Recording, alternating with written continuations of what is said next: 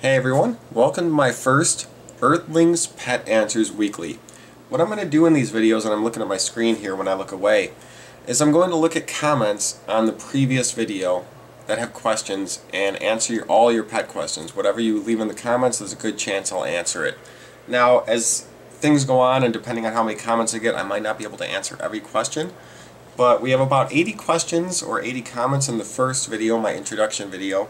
I'm going to try to go through them here. I'm going to try to keep the videos around 10 minutes, although it might go longer depending on how much I talk here. But basically all you got to do is leave a comment in these videos as they start coming, and any pet questions I have I will try to answer in these videos. So one other thing I had an idea about is if you're looking at my video and you see someone ask a question, go ahead and like it if you want to know the answer to it. And if the question gets a lot of likes, I will, be more likely to answer that question live on the camera here. So that's just one extra thing. If you see a comment that you like on there, click like. So every week I'll do this, and I'll answer the questions from the last week's video. So you can leave a comment, whatever you want, and leave a question if you want, and I'll try to answer them next week. I don't have a certain day for this. It's just going to be about once a week. So let's go ahead and get started. We're going to read the first question here. What to do if your bearded dragon is constipated? And someone actually answered this, not me. And the first questioner was MXP Hydrax. And Even Rude 1657 said, try to give your beardie a warm bath. Not hot, it'll burn them, but give them a warm bath, basically, is what this person said. Now, I've heard that if your bearded dragon is constipated, to give it a bath sometimes. I've heard that, so it's actually a good suggestion.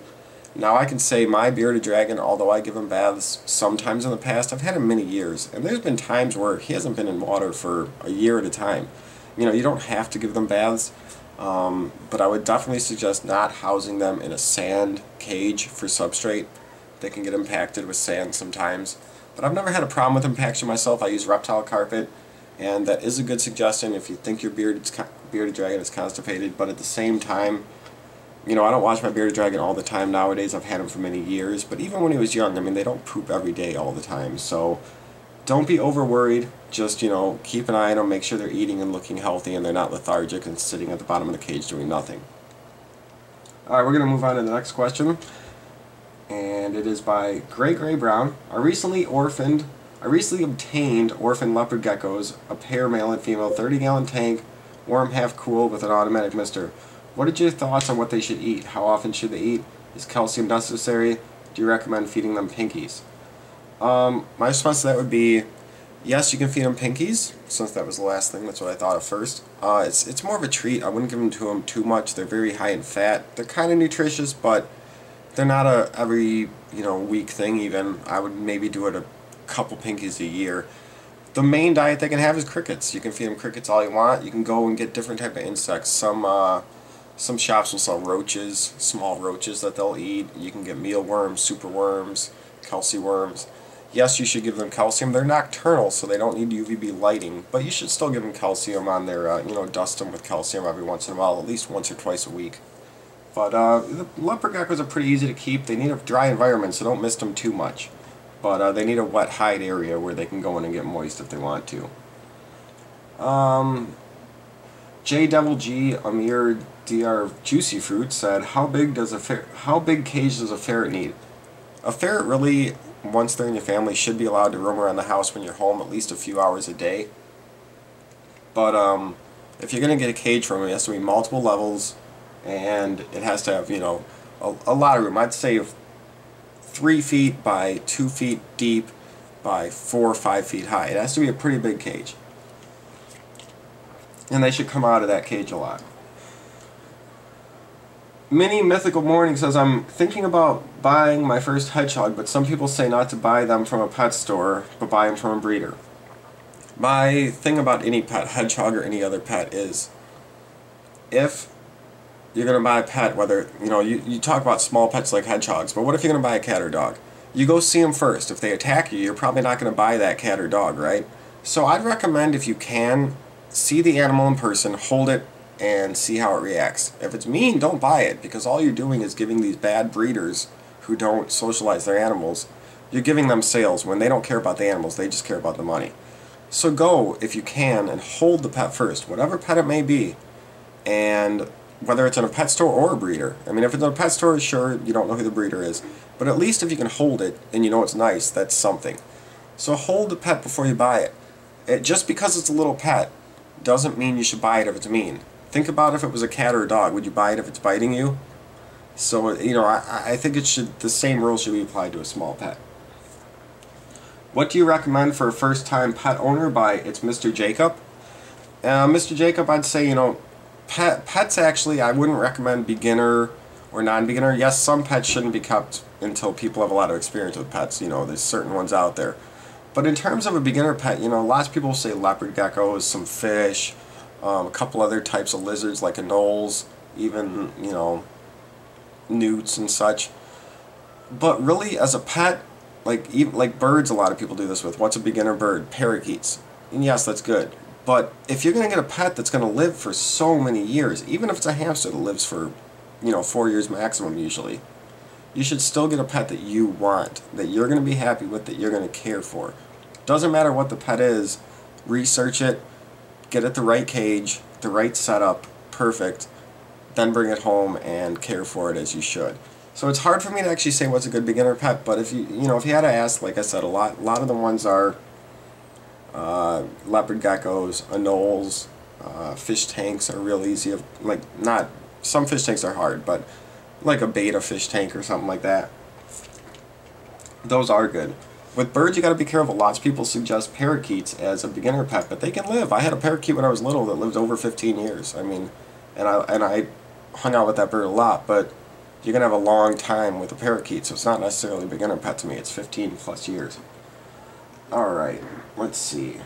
Pro Gaming said, at what time should I enter my dogs inside their cage and my house? I don't know exactly what that means. If you're going to have them sleep in their cage, put them in when you feel at night. It doesn't really matter. You set up the schedule. You're the owner of the house, so it could be 8 o'clock, 10 o'clock, whatever you decide. Please help. I had a broken filter for a while. I got a new one, but over the past week my musk turtle has got some black gunk or something in his eye. Okay, if you got eye problems in any type of animal, it can mean an illness or a sickness. If it doesn't go away, you might want to go to a vet and get that checked out, because usually eyes and ears and nose are a good determination of an illness in an animal. So keep an eye on that, and if the eye doesn't get better, you might want to seek further help for that. Let's see, I'm scrolling up the comments here on my computer just to see which ones are, some are just kind of comments, some are questions. Is it safe for hedgehogs to be shipped short distances? In parentheses, 5-hour drive. Oh yeah, a 5-hour drive is no problem for a hedgehog. You gotta, I hope you have AC and heat working in your car. But no, it's no problem to put a hedgehog in the car and travel with it for a little while. 5 hours is nothing. If you said I'm going to take them on a 10-day road trip, you might want to think about that, unless you know you're going to be in hotels that are temperature controlled and you have a heat light. But 5-hour drive is nothing. That's 100% okay. I'd like to know how to set up a bearded habitat correctly, by Rachel NUSZ. And the last one was Mr. Lemonade Freak. I have a couple videos on bearded dragons, and actually one video is specifically about setting up their cages. So just go ahead and search my channel for bearded dragon, and you'll get all my bearded dragon videos. You can scroll through. There might be 40, but it's not going to be much to scroll through, and you can find my care and cage setup videos pretty easy. How to tame a bird. I might make a video on that soon, but it's a lot of time and patience. That was by Hasib Hamidi. And there's a lot of time and patience. It's not just an instant thing. It's kind of like a dog. They need to bond with you and learn, and then kind of start learning what you want them to do. It takes some time, but it's very rewarding. And like a dog, birds need a few hours of attention every day. All right, let's see what goes on here. How often should I give my hedgehog a bath? I get this a lot. I give my hedgehogs a bath sometimes in the past, every month or two, and I'd make a video here and there, but not often. Really, some of my hedgehogs don't have a bath for 6 months. You don't have to give them a bath much, and you don't want to use chemicals and shampoos. Just regular water, let them swim around and wipe them off a little bit, but you don't really have to give them a bath. If you see that their feet are dirty, wipe them off, but you really don't have to give them a bath that often. They don't really take baths in nature, really, so just if it looks like they're dirty, give them a bath in plain water, but you don't really have to worry about it. And that was by It's Falcon. Alright, let's see. Some just comments. Someone asked, Illy Max said, do you have Tenrix? I don't. Someone asked, Kylie Cummings said, do I have sugar gliders? I don't, but I do have a video on care that someone submitted to me years ago. Search my channel for sugar gliders if you want to find that. What will happen to my turtles if I don't have UVB light? Mary Ann Galeen Bomi said. UVB light's like the sun. It mimics the sun. Turtles cannot get sunlight from inside. The UVB positive, like the good rays from the sun, do not go through a window. Now their shell and such hardens. It's kind of like bone. It hardens and it gets strength from calcium and from the vitamin D3 from the sun. So without having proper UVB on a turtle tank, you're depriving them of that, which they use every day. You always see turtles sitting up out of the water, drying off and getting sun. It's because they need it. It's not because they're sunbathing. They need it. So if you have a turtle inside in a tank without UVB, they're not getting the sun which they need. The artificial indoor sun, which is good enough. But they're not getting that, and their shell can get deformed, their bones can get deformed, they can't grow right. You're going to really reduce their lifespan. Some turtles can live, 100 years. And you're going to be taking off every month or so of not having UVB could take off a year of their life even. Like it's really hurting them not to have that. So you need UVB. And some people say, what if I take my turtle outside every day for an hour? For one, that's not enough time. For two, are you going to be able to do every day, take your turtle outside for an hour for the next 30, 40 years? I don't think so. It's just get a UVB light, put it on the tank, make sure your turtle's healthy and happy. Alright, let's see. What type of insects are recommended for hedgehogs? Atreyu Alcantar says. And my hedgehogs actually don't go very much for live insects, but I feed them frozen, freeze-dried mealworms, and they love them. Freeze-dried mealworms, I mix them in with the cat food I give them, and they love those. They eat them all the time. Patrick Kawa said, what sparked your interest in exotic animals? I've always loved exotic reptiles because my grandpa and I would always go out and catch salamanders. I've had pets all my life. I bred and sold hamsters when I was 5 to the local pet store. I sold piranhas when I was in college. I've always loved pets and had a lot of them. So I've just kind of always been around it, and I love every type of pet, and I've always had them. Alright. Robert Norris says, I've had a hedgehog. She's almost 4 months old. I was wondering why most hedgehogs will go on their back into a ball, but mine won't. No matter what I do, she refuses. And how often should I take her to the vet? I never take my hedgehogs to the vet unless it's ill, and I've never had an ill hedgehog, so I've never actually had to go to the vet with a hedgehog. But if you notice any type of illness, bring it to the vet.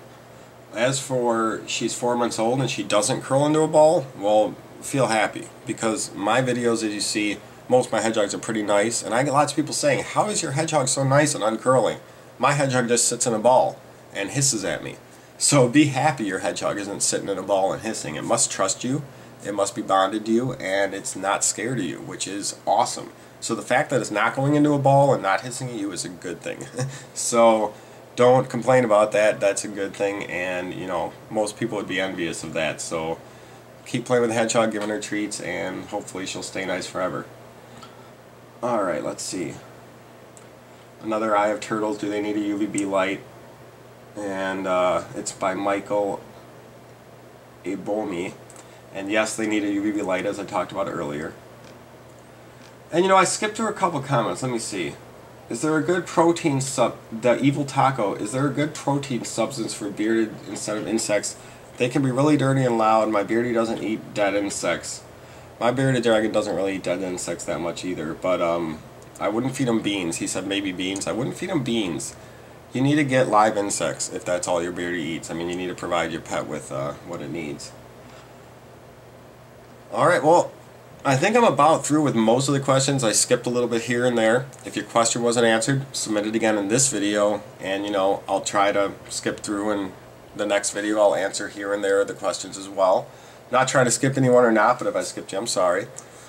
But that was Earthlings Pet Answers Weekly. We're going to try to keep doing this every week. I'll just talk to the camera and answer your questions live, and try to say your name every time. I might have missed it once or twice, but that's what we're going to try to do every week here. So if you have any questions, let me know. Happy pet keeping. We'll see y'all later.